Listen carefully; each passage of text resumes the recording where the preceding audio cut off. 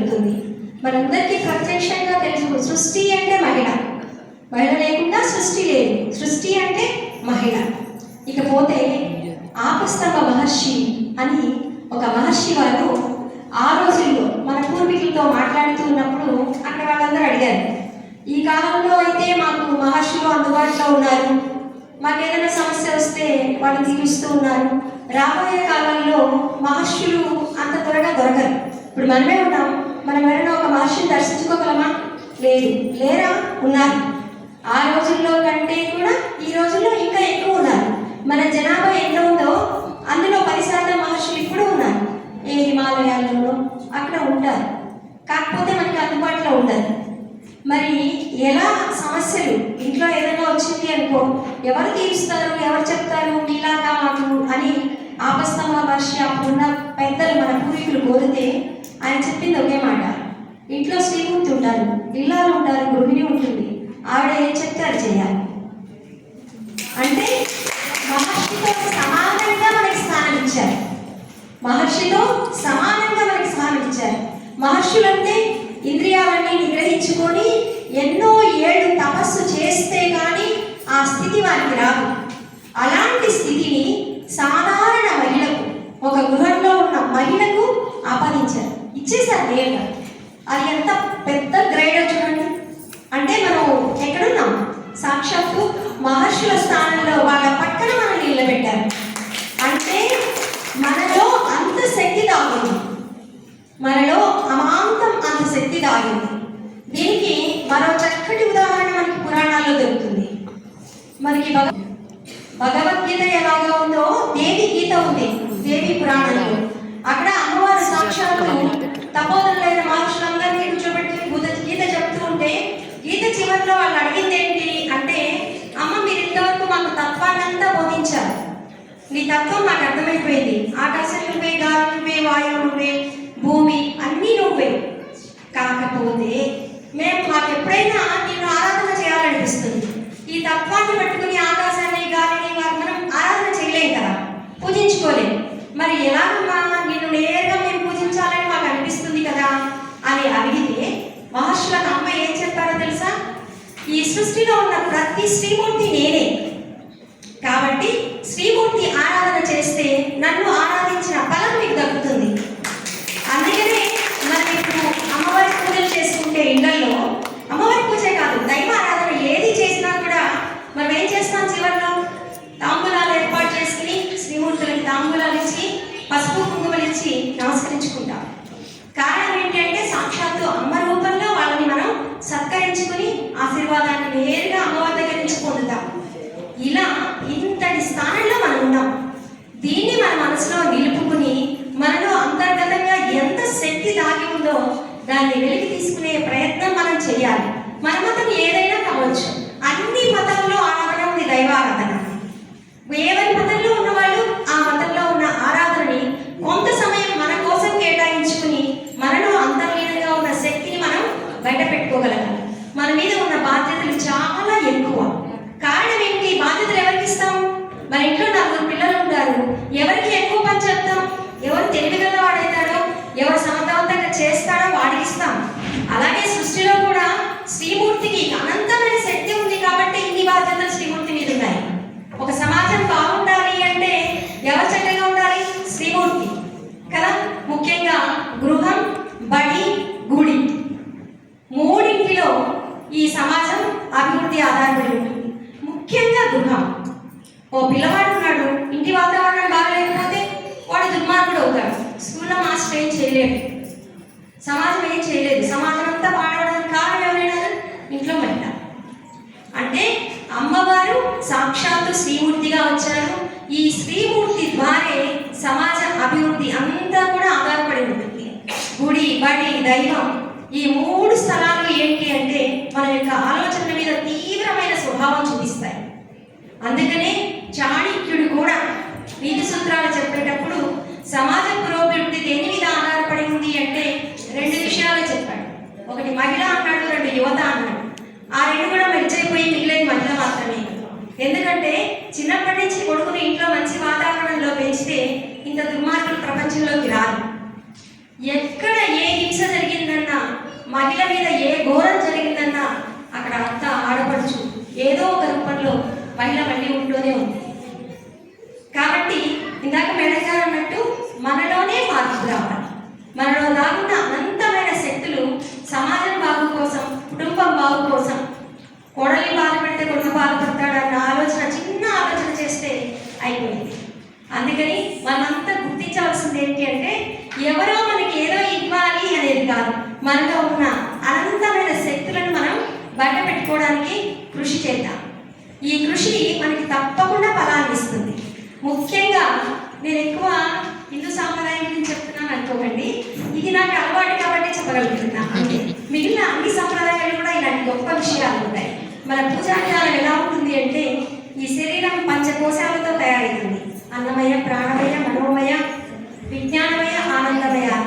ఈ 5 కోశాలను శుద్ధి చేయడానికి, 5 కోశాలను స్ట్రెంథన్ చేయడానికి పూజలో భాగం ఉంటుంది. 15 నిమిషాలు పూజ చేస్తే ఆ 15 నిమిషాల పూజతో ఇది అంతా కూడా శుద్ధి. 5 కోశాలతో తయారైన శరీరం అంతా కూడా ఇలాంటిది ఏదో ఒక ఆరాధన, ఏదో ఒక దాన్ని రోజు ఒక 20 నిమిషాలు 10 నిమిషాలు పెట్టుకుని మనలో శక్తులని మనం వెలికి తీసుకోవడానికి ప్రయత్నం చేద్దాం. ఇక సమాజంలో మనకంటూ 4 ధర్మాలు ముఖ్యంగా ఉంటాయి.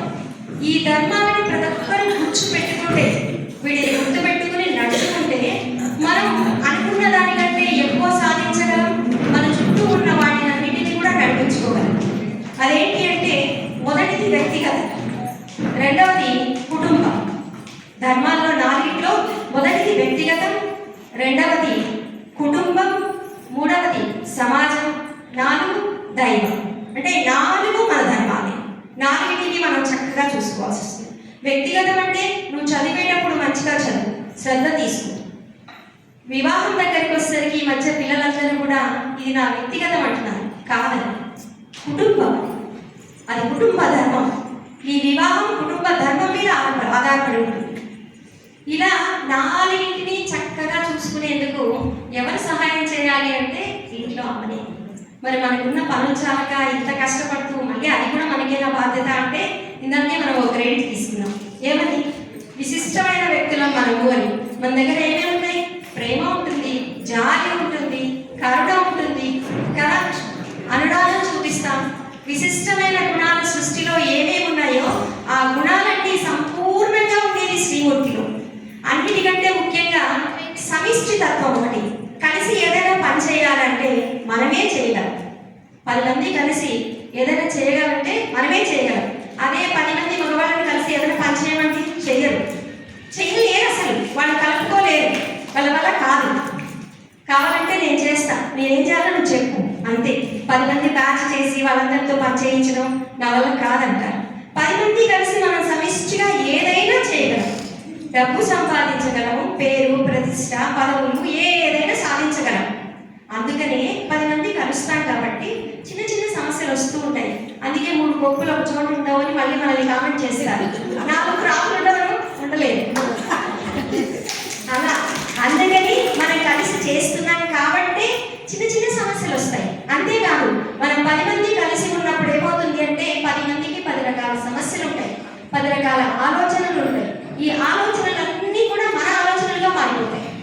అంతే, ఆ ఆలోచనలు వింటూ ఉంటాం కదా, మన శక్తి అమాంతం ఇంకా పెరిగిపోతూ ఉంటుంది. అందుకనే శ్రీమూర్తి ఎక్కడా తక్కువ కాదు, అన్నిటా ఎక్కువే.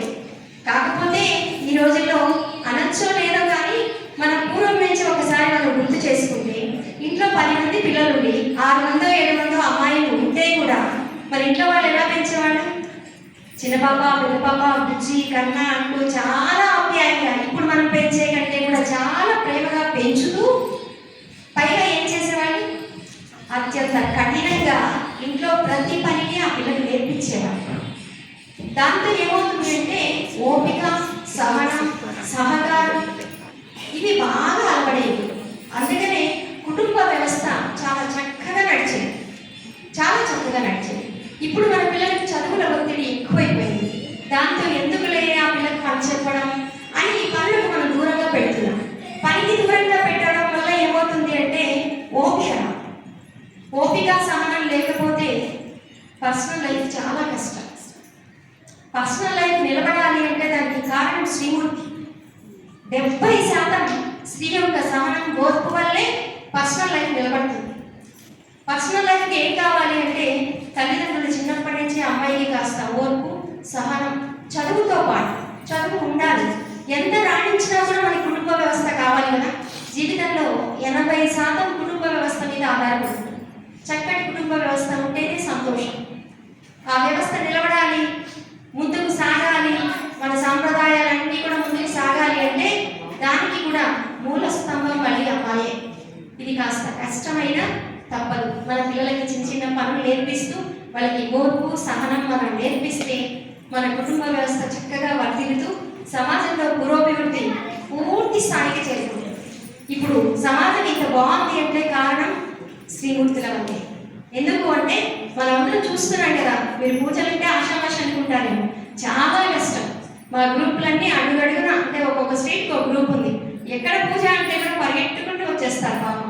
10 గంటలంతా అన్నీ చక్కబెట్టుకుని ఇంట్లో అన్నీ చేసి పెట్టేసి వచ్చి మళ్ళీ 2 గంటలకు ఇంట్లోకి వెళ్తారు. ఎంత కష్టంగా ఉంటుంది. కాకపోతే ఏమవుతుంది అంటే నలుగురు కలవడం వల్ల అమాంతం శక్తి పెరిగిపోతుంది. ఇంట్లో మనం ఒక్కరు కూర్చొని చేసేదానికంటే కూడా ఒక 10 మంది కూర్చుని ఒక చోట లలితా పారాయణ చేస్తే పైన శ్రీచక్రం ఒక ఇమేజ్ ఏర్పడుతుంది. దాని నుంచి విశ్వశక్తి ఎక్కువ క్రాఫ్ట్ చేయడానికి అవకాశం ఉంటుంది. అందుకని మనమందరం కూడా శక్తి మన దగ్గర చాలా ఉంది. ఆ శక్తిని మనం గుర్తించాలి. ఆ శక్తిని మనం ఏం చేయాలి, రోజు మనం రాత్రి కూడా సెల్లు కాసేపు ఛార్జ్ పెట్టి దాన్ని ఏం చేస్తాం, మళ్ళీ వాడుకుంటుంటాం. అలాగే మనలో ఉన్న శక్తిని మనం ఛార్జ్ చేసుకుంటాం. ఆ ఛార్జ్ చేయడానికి ఎవరికి తోచిన ఆరాధన వాడు ఏదో ఒక కొంతసేపు మన కోసం మనం గడుపుదాం. ఇక ముఖ్యంగా చివరి విషయం ఏంటి అంటే ఈ సృష్టి అంతా కూడా అర్ధనారీశ్వర తత్వం. స్త్రీ పురుష ఇక్కడ భేదమే లేదు. ఆ 2 శక్తులు ఒకటే. ఇవి 2 ఉంటేనే సృష్టి మనుగడ సాగుతుంది. అది ఎలాగంటే మనం తీసుకునే ఊపిరి దగ్గర నుంచి మన ప్రాణశక్తి గమనం 2 విధాలుగా జరుగుతుంది. ఒకటి ఉచ్ఛ్వాస, 2 నిశ్వాస. హా స ఆ 2 శివ శక్తులు. అంటే మనం తీసుకునే గాలి కూడా స్త్రీ పురుషులతో ఉంది. ప్రపంచం అంతా అలాగే ఉంది. అందుకనే మనం చేస్తున్న ప్రతి కార్యం వెనుక పురుషుల యొక్క హస్తం ఉంటుంది. వాళ్ళ సహకారంతో మనం చేయగలుగుతాం. అయితే మనకున్న శక్తి, మనకున్న ఆలోచన విధానం వాళ్ళకి రావడం చాలా కష్టం. ఎవరో ఒకరో ఇద్దరు ఉండొచ్చు, మిగిలిన వాళ్ళందరూ కూడా మన ఆలోచనలు, ఎందుకంటే మనం ఎక్కువ పాలు పంచుకుంటూ ఉన్నాం కాబట్టి కష్టాల్లో చేస్తున్న పనుల్లో వాళ్ళ సహకారం మనకు కొంచెంగా అందుతూ ఉన్నప్పటికీ వాళ్ళకి ఏదైనా కావాలంటే మాత్రం మన నుంచే పూర్తి సహాయం అందాలి. ఇందాక అన్నాం, సార్ చెప్పారు కదా, ఎగ్ కాస్ట్ నాకు తెలియదు అని. కారణం ఏంటి, అలా ఉంటున్నప్పుడు ఇక శ్రీమూర్తికి ఎంత ఇంపార్టెన్స్ ఉంటుంది కదా. అది కూడా తెలియకుండా ఒక పసిబిడ్డ వల్లే చూసుకుంటూ ఉంటారు శ్రీమూర్తి ఇంట్లో. ఇంకా వాళ్ళకి ఎంత ప్రేమ అందాలి, అవునా కదా.